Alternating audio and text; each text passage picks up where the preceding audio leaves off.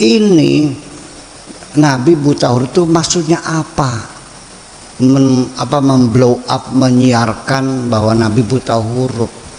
Apakah hanya sekedar untuk menutup kemungkinan adanya kecurigaan orang bahwa Quran karangan Nabi sehingga harus dibuta hurufkan? Kira-kira begitu.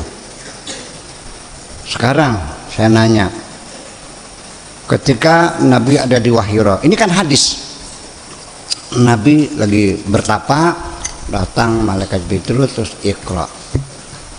Ini kan si rawi menceritakan seperti teatrikal, seperti teater, yang bercerita melihat Nabi bercerita Jibrilnya datang pakai baju putih, sorban putih, bersih, kan begitu. Lalu membuka satu kertas di hadapannya, Iqra. Lalu jawabnya, ini kan tidak menceritakan Nabi pada suatu hari ketika saya sedang khalwat, tiba-tiba saya, kan bukan Nabi yang cerita, ini orang yang cerita. Apa dia hadir di gua itu? Ini kan persoalan. Sudah, ini kita berpikir pakai jubah, pakai sorban, jahitnya di mana? Kayaknya tetora apa tetrek?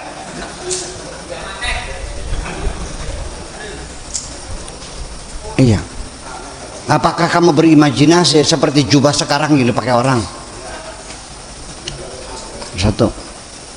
Kemudian buka lembaran kertas. Sejak kapan kertas itu ada? Nabi lahir tahun 571. Ditambah 40 tahun, tahun berapa tuh? 571 tambah 40 berarti tahun 611. Belum ada kertas di dunia ini. Kertas itu baru dibuat tahun 800, abad keempat baru orang bikin kertas. Udah. Kemudian lagi Iqra, tulisan. Quran itu turun berbentuk tulisan atau berbentuk kaulan? Gagal kan? Gagal kan? Waratil Quran inna sanulqi 'alaika qaulan tsaqila. Qaulan. Biar cerdas mikirnya. Enggak apa-apa lah, Rob. Iya, terlaporkan Bareskrim. Ternyata umat Islam seluruh dunia manjung penjara KB. Hanya saya yang tidak.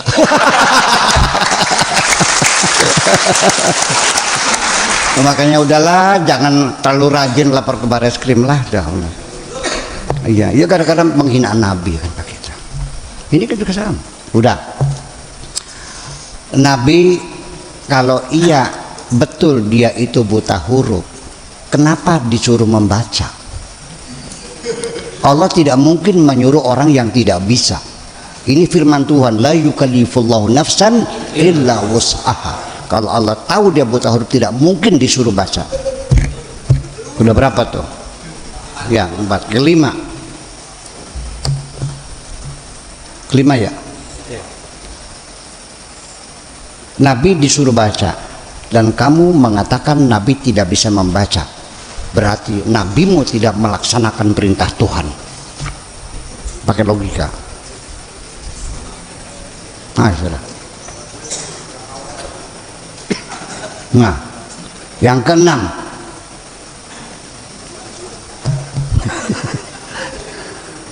Nabi Muhammad setiap terima wahyu terus manggil para juru tulis.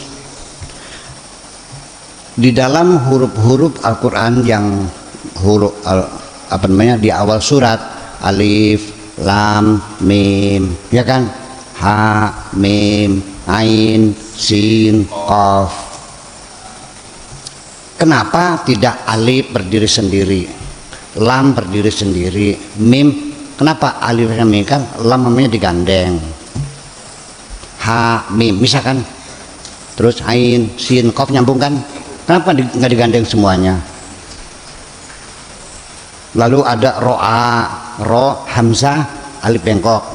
Ada lagi ro'a, alif, ro, alif, hamzah di atas, alif bengkok. Kenapa nggak pakai alif, pakai hamzah aja? Kenapa di surat Ibrahim ditulisnya Abraham lengkap nggak ada ianya, di surat yang lain pakai Ibrahim pakai ada ianya? Apakah ini juru tulis ngarang sendiri sesuka-suka mereka atau atas petunjuk Rasul? Jadi bisa baca nggak dia? Pakai logika yang benar. Nah ya saya nggak sok. Lah ya Ian kan gimana sih? Ini gara-gara yang kamu baca Khulasan Nurul Yakin soalnya. Sudah, setelah itu turun ayat Quran. Kan yang pertama Iqra bismi rabbikal ladzi khalaq khalaqal insana min 'alaq iqra wa rabbukal akram alladzi 'allama bil qalam 'allamal insana ma lam ya'lam. Selesai. Kalla innal insana la yatqa kan nanti kemudian. Nah, ketika turun kalla innal insana, oh ini masuknya surat Al-Alaq setelah alam insana. Siapa yang nyuruh ke situ? Nabi. Berarti bisa baca dong. Betul nggak? Terus lagi, ketika udah banyak banget nih, waktu Iqra bertulisan, tulisan Arab yang ada dalam kertasnya Jibril itu seperti apa tulisannya? Pakai khat ri'ah, pakai khat kufi, Adiwani, iya Adiwani, apa khat Utsmani. Dan harus tahu bahwa huruf Arab waktu itu baru ada 15 huruf, belum ada titik kok. Ba, ta, sa, ya, na sama gambar jukung. Itu jadi persoalan. Ya kan begitu.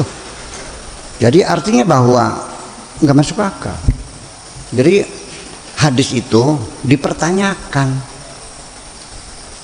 Dari mana Anda tahu bahwa lagi ini Jibril datang buka lembaran apa ngintek gitu? Atau Nabi yang bercerita? Saya kira akan lebih ideal lagi kalau riwayatnya hadisnya itu Nabi yang ngomong. Bainama kuntu fil ghari idz ja'ani Jibrilu, kan begitu. Ini kan cerita. Yeah. Itu persoalannya. Jadi untung saja ada Imam Bukhari katanya kan gitu. Hadis. Imam Bukhari itu pernah mengecek, meneliti, mengurai, menganalisa, ya, mengklarifikasi dari teksnya, dari rawinya, sanadnya. Ini kataan fulan, dicek orangnya, coba jujur nggak orangnya? Ya ternyata bohong, coret, kan gitu. Semua kan gitu. Itu sampai akhirnya setelah diseleksi yang lolos hanya 14.000 Sahih Bukhari itu. 600.000 hadis diseleksi secara cermat. Kejujuran perawinya dan semuanya itu dalam 16 tahun. Yuk kita ngitung 16 tahun, hadisnya 600.000. Sob mana kalkulatornya? 600.000 dibagi 16 tahun, berapa setahunnya? Sok hitung-hitungan dulu. Berpaham. Bagi 16 tahun, berapa setahunnya tuh? 600.000 dibagi wes gampang, masih kecil kita 37.500. Nggak sapal kita Bapak. Iya boleh. Iya. Nah, dibagi 12 bulan. 3.125. 3.125 setahun. Per tahun. Per tahun. Dibagi 600 360. Bagi 12, satu bulannya dibagi 12, 30 hari. Dibagi 12 dulu udah kan? Iya. Jadi sebulan berapa? Dibagi 12. 3.125. Nah, 3.125 sehari. Sebulan dibagi 30. 104. 104 sehari dibagi 14 berapa? 24 jam dibagi 24. 4,3 sekian. 4,3. Udah 4 saja dah, 4 hadis 1 jam tuh. Berarti dia bisa menyelesaikan tugas 1 hadis dalam 15 menit selama 16 tahun. Aja nggak boleh. Kapan naik ontanya, kapan ketemunya, kapan segala macam. Itu kan pertanyaan besar. Ya, seru.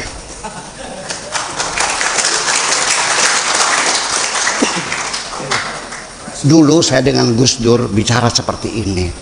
Kata Gus Dur, ya memang begitu Pak Sakur. Saya ini beragama kayak pegang bara. Dilepas nggak boleh, dipegang saya sakit. Ya kan artinya. Oleh karena itu, yuk sekarang kita berpikir. Jangan takut murtad dong. Daripada kamu mempercayai sesuatu yang tidak benar. Betul nggak? Ya iya, berpikir kritis. Selama ini kita dididik beragama ini dengan cara pejamkan matamu, matikan lampu, tutup jendela, kunci pintu. Yakinlah begitu caranya.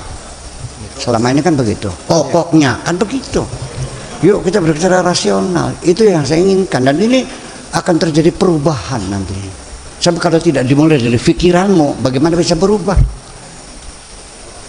Iya dong. Iya. Saya kira semacam itu deh. Nanti kita lanjutkan dah. Ya, makasih. Terima kasih. Oke.